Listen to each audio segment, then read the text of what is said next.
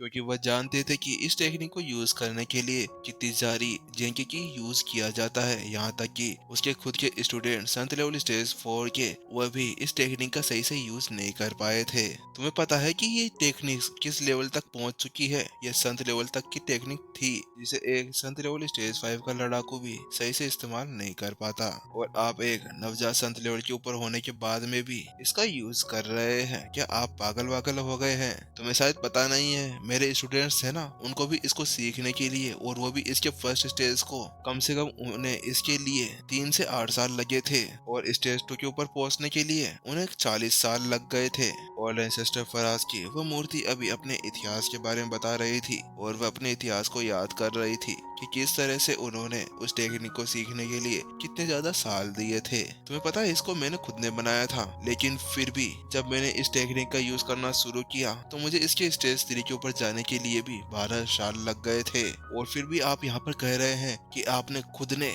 इस टेक्निक को सीख लिया है। आपको पहले मेरे से पूछ तो लेना चाहिए था कि आपको इस टेक्निक को सीखना चाहिए था कि नहीं। ऐसे ही ऑल एंसेस्टर फराज बोलते जा रहे थे, लेकिन अचानक से उनके बीच में एक आवाज आती है। वह ऐसे बोल रहा था जैसे कि वो बहुत ही ज्यादा शर्मिंदा हो। नितिन ने अपना सर खुजलाया और उसने कहा, बात कुछ ऐसी है कि जब मैं इसका अभ्यास कर रहा था ना, तो मैंने इसका स्टेज 3 अनलॉक कर लिया। नितिन के मुंह से वह प्यारे से शब्द निकले ही थे कि अचानक से ऑल एंसेस्टर फराज को इतना खतरनाक झटका लगा कि जैसे उनके ऊपर किसी ने बम गिरा दिया हो। क्या क्या क्या क्या तुम मजाक तो नहीं कर रहे? वास्तव में अब वह मूर्ति तो फटने के कगार पर पहुंच चुकी थी जब उसने नितिन के मुंह से वह शब्द सुने थे, क्योंकि उसने खुद ने अभी कुछ समय पहले ऐसा बताया था कि उसे स्टेज 3 के ऊपर पहुंचने के अंदर 12 साल लगे थे। लेकिन ये सामने वाला ये बोल रहा है कि केवल 6 घंटे यहाँ पर रहने के बाद में, और क्या पता है इसको समझने में कितना टाइम लगा होगा, उसके बाद में इसने स्टेज 3 को भी अनलॉक कर लिया। अरे भाई, तुम मेरे को एक बात बताओ कि आखिरकार इस टेक्निक को तुमने बनाया था या मैंने बनाया था?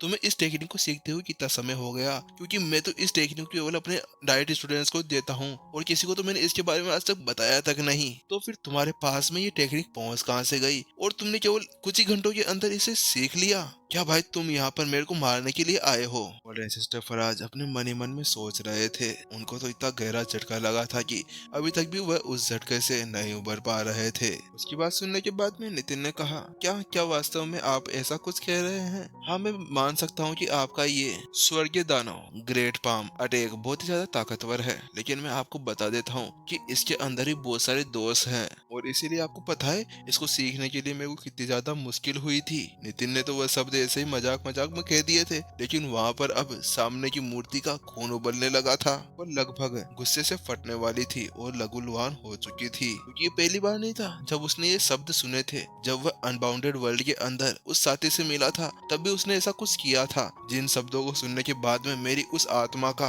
पूरी तरह से संतुलन हिल गया था और वह टुकड़े टुकड़े हो गई थी। उसने मुंह फुलाते हुए कहा, अच्छा तो आपको ये टेक्निक अच्छी नहीं लगी? अरे भाई, अगर तुम्हें ये टेक्निक अच्छी नहीं लगी थी और इसके अंदर इतनी सारी गलतियां थी, तो तुमने आखिरकार इसको क्यों सीखा?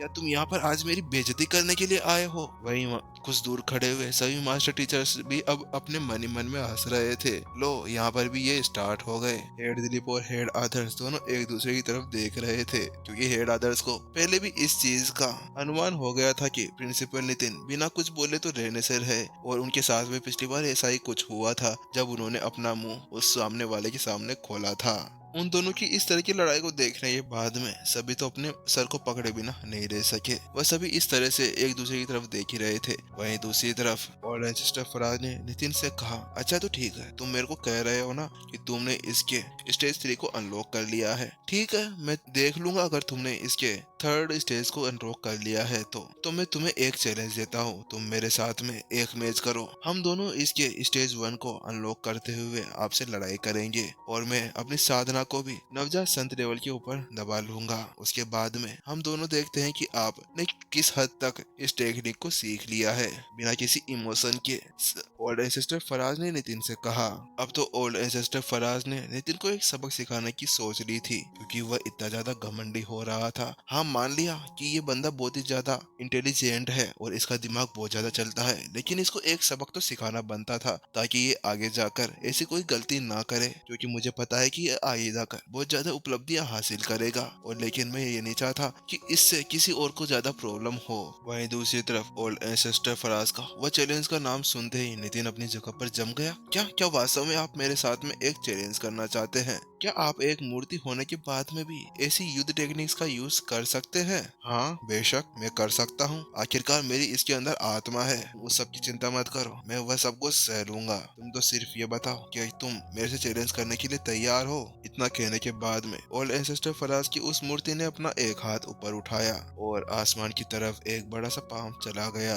पास में अब बहुत ज्यादा दबाव बनने लगा था। धीरे धीरे अब ओल्ड एंसेस्टर फराज ने अपनी ताकत को दबाना शुरू कर दिया। वहाँ पर जितने भी मास्टर टीचर्स खड़े थे उनके ऊपर बहुत ज्यादा दबाव पड़ रहा था। नितिन भी अब उस चैलेंज के बारे में सोचने लगा। वह सोच रहा था कि मुझे ये चैलेंज एक्सेप्ट करना चाहिए कि नहीं, लेकिन कुछ देर के सोच विचार के बाद में नितिन ने सोच लिया मुझे एक बार इसको ट्राई तो करना चाहिए। आखिरकार मैं भी देखूं कि आखिरकार ये कितना ज्यादा ताकतवर पाम अटैक है, क्योंकि मैंने इसको केवल अपनी चेतना के अंदर रहकर ही सीखा था, मैंने इसका अभी तक यूज नहीं किया था। इसी के साथ में नितिन ने भी अब उस चैलेंज को एक्सेप्ट कर लिया था और उसने कहा ठीक है, मैं आपके साथ में एक एक हाथ करने के लिए तैयार हूँ। इतना सुनते ही सभी के सभी मास्टर टीचर्स चौंक गए। क्या क्या प्रिंसिपल नितिन, आप ऐसा नहीं कर सकते, आपको पता है ना ओल्ड एंसेस्टर फराज कितने ज्यादा ताकतवर है।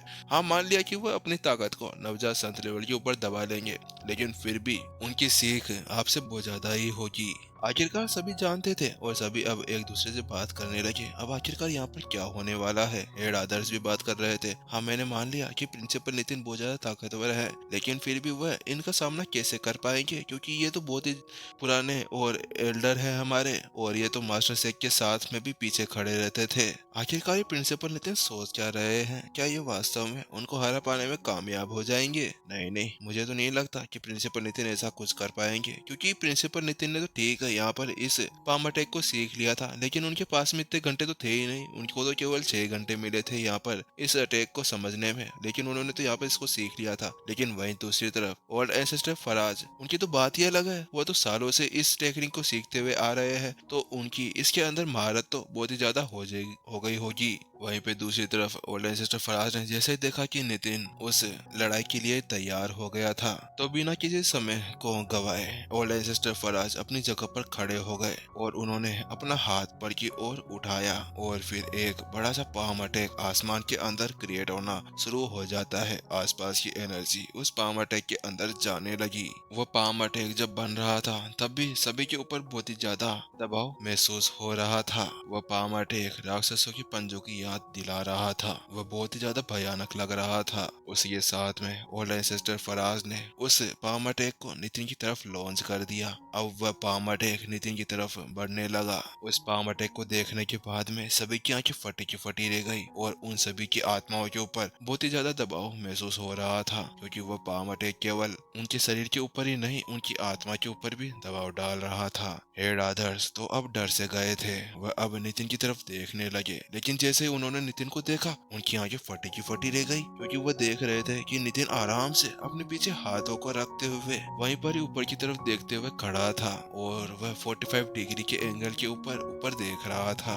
हेड आदर्श ने हेड जाफर से कहा, ये जाफर भाई ये क्या कर रहे हैं प्रिंसिपल नितिन? ये आखिरकार उससे बचने की कोई कोशिश क्यों नहीं कर रहे हैं? वह तो अपने मुट्ठियों को ऐसे अपने पीछे रख कर बैठे हैं जैसे कि उनके सामने कोई बच्चा हो। हाँ हेड आदर्श, मैंने भी नहीं सोचा था कि आखिरकार ये प्रिंसिपल नितिन करना क्या चाहते हैं। शायद इनको पता होगा कि ये हारने वाले हैं, इसीलिए ये कुछ भी नहीं कर रहे। जाफर की बात सुनने के बाद में हेड दिलीप ने कहा, हाँ वैसे आपने सही कहा, लेकिन सीनियर नितिन को कम से कम अपने बचाव के लिए कुछ तो करना चाहिए। वह तीनों की तीनों ऐसे बातें कर ही रहे थे और पीछे खड़े हुए सभी कॉम्बैक्ट मास्टर्स भी अभी नितिन के ऊपर नजर रखे हुए थे। लेकिन अचानक से भीड़ के अंदर से आवाज आती है, नहीं नहीं नहीं, वह कुछ और गड़बड़ है, वह तो अभी नृत्य कला का यूज कर रहे हैं। है नृत्य कला, लेकिन ऐसा कैसे हो सकता है? उन्होंने तो केवल मास्टर टीचर की एक साधारण पोशाक पहनी हुई है। लेकिन मुझे तो ऐसा लगा था कि इस टेक्निक का यूज केवल नृत्य ही कर सकते थे। पार्थ ने कहा, हाँ हाँ मैंने भी सुना है, लेकिन उसके अंदर तो अच्छे से कपड़े पहने जाते हैं जिसके बाद में कोई किसी को लुभा पाने में कामयाब हो जाता है। तो फिर आखिरकार प्रिंसिपल नितिन केवल इन साधारण से वस्त्रों का यूज करते हुए क्या इस टेक्निक को यूज कर पाएंगे? लेकिन हैरत की बात तो यह है कि इसको तो केवल महिलाएं सीखा करती थी, तो प्रिंसिपल नितिन कब से इस तरह की टेक्निक्स का यूज करने लग गए? अब तो मुझे प्रिंसिपल नितिन से संभल के रहना होगा, क्योंकि ये तो अब आत्माओं के ऊपर अटैक करने वाली टेक्निक्स का यूज भी करना शुरू कर दिए। जब मैं इनको पहली बार देखा था तो मुझे लगा था कि ये फॉर्मेशंस के अंदर और इनकी बुद्धि बहुत ही ज्यादा तेज होगी, लेकिन ये तो इतनी खतरनाक खतरनाक टेक्निक्स को सीखे हुए हैं। और हाँ, मुझे याद आया, इन्होंने तो वो राक्षसी ट्यूनिस्ट वाली टेक्निक भी सीखी हुई है। नहीं, ये तो प्रिंसिपल नितिन आप हमारे साथ में बहुत ही ज्यादा गलत कर रहे हैं। पार्थ की आंखों के अंदर डर देखा जा रहा था, क्योंकि पिछली बार ही बिना किसी टेक्निक के उसकी इतनी बुरी हालत हो गई थी, और अब ये देखते हुए कि वह इतनी खतरनाक खतरनाक टेक्निक्स और व्यवसायों का यूज कर रहा था सामने वाले को हराने के लिए। हेड द्रीप और वह सभी के सभी अब हैरान खड़े हुए थे, लेकिन अचानक से हेड आदर्श की आवाज आती है, अरे एक मिनट रुको तो सही, हमारे पीछे तो देखो, पीछे कौन सा तमाशा चल रहा है। हेड आदर्श की आवाज सुनते ही सभी अब पीछे की तरफ देखने लगे, तो उन्होंने जैसे पीछे देखा तो पाया कि सभी कॉम्बैट मास्टर्स अभी रो रहे थे। उनको इस तरह से रोता हुआ देखकर सभी ने अपना सर पकड़ लिया। अरे ये क्या हो गया, ये कैसे रो रहे हैं? आखिरकार प्रिंसिपल नितिन की वह आत्मा वाली टेक्निक का यूज इन सब के ऊपर कैसे हो सकता है? क्या ऐसा हो सकता है कि प्रिंसिपल नितिन की आत्मा भी इन सभी से बहुत ज्यादा ताकतवर है? क्योंकि ये सभी तो संत लेवल स्टेज 2 और स्टेज 3 के लड़ाकू थे, तो फिर आखिरकार उसकी इस टेक्निक का यूज इनके ऊपर कैसे हो सकता है? अभी पीछे खड़े हुए सभी कॉम्बैट मास्टर्स ऐसे रो रहे थे जैसे कि उनके सामने कोई सैड सीन चल रहा हो, क्योंकि नितिन को वह भी ऐसे देख रहे थे जैसे कि उनके सामने कोई आशिक खड़ा हो और वह अपनी प्रेमिका का वेट कर रहा हो आसमान में देखते हुए। और अब तो उसको देखने के बाद में पार्थ के भी रोंगटे खड़े होने लगे थे, क्योंकि वह समझ चुका था कि उसका यूज उससे ज्यादा ताकतवर लड़ाकों के ऊपर भी किया जा सकता है। उसके बाद में जाफर बोलता है, ये देखो प्रिंसिपल नितिन अपनी हथेली को ऊपर उठा रहे हैं। जैसे ही नितिन ने अपनी हथेली को ऊपर उठाया सभी चौंक गए। अरे ये तो कोई अटैक का यूज कर ही नहीं रहे, ऐसा लग रहा है कि ये तो मामूली सा अटैक था। लेकिन जैसे ही नितिन अपने पूरे हथेली को ऊपर उठा लेता है, नितिन ने उसके अंदर कोई भी दम नहीं लगाया था और उसके अंदर कोई भी एनर्जी भी नहीं थी, पर अचानक से उसके पीछे से एक बड़ा सा दानव निकलकर बाहर आ गया। वह पूरा होली लाइट से बना हुआ था और वह बिल्कुल गोल्डन कलर का था। देखने से ऐसा लग रहा था कि कोई सैनिक नितिन के पीछे आकर खड़ा हो गया हो। उसने भी अब अपना अटैक जारी रखने के लिए आगे हाथ बढ़ाया और उसी के साथ में एक बड़ा सा पाम उस पाम अटैक की तरफ बढ़ने लगा। बूम! और कुछ ही पल के अंदर वो दोनों पाम अटैक्स एक दूसरे से टकरा जाते हैं और उसी के साथ में वहाँ पर तेज धमाका होता है। वहाँ पर खड़े हुए सभी मास्टर टीचर्स के ऊपर और कॉम्बैट मास्टर्स के ऊपर बहुत ज्यादा दबाव महसूस होता है। वहाँ से धुआं हटते ही उन सभी ने महसूस किया कि ओल्ड एंसेस्टर फराज वहाँ से गायब हो चुके हैं, क्योंकि नितिन के उस पाम अटैक ने ओल्ड एंसेस्टर फराज को वहाँ से बहुत दूर उड़ा दिया था। लेकिन उसके बाद में उन सभी ने उस मूर्ति को दोबारा नहीं देखा था, क्योंकि जब नितिन ने उसके ऊपर वार किया था तो वह मूर्ति वहीं पर ही पूरी तरह से चकनाचूर हो चुकी थी।